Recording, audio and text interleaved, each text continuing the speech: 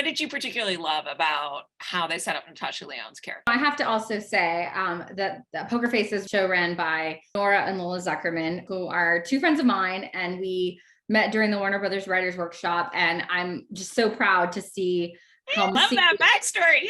Yeah. I know. We go way back. We all got our start in this program, and they are so great at character. They worked on Agents of S.H.I.E.L.D., they worked on Fringe, they worked on Suits. So they have this background too. I think having Rian Johnson and then two really strong female writers and creators, it really shows. It's actually interesting. I noticed something in the pilot when I read it and watched it, because we were able to read a copy of the script, which isn't available yet, but will probably be at some point.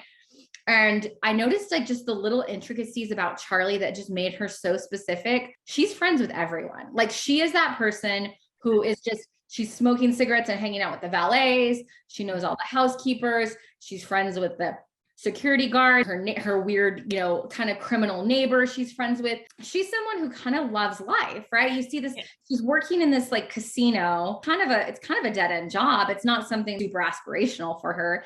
And there's a moment, pilot, and then the show where she talks about, it's not a big life. It's not a successful life. It's a perfectly fine life. And it's such an interesting dynamic because we don't always see that. Because I read an interview with Rian Johnson where he mentions this, because I'm not even sure I caught on quite as much as you did about the uniqueness of the average life of it all in that sense. And he said something about how when he was first trying to break in his 20s, like a lot of us, there were many years of nothing happening. He was working these dead-end jobs, and he was basically it was a psychological survival strategy to turn around and say, okay, this is not horrible. I can make it through this. This is the path to being the person I want to be.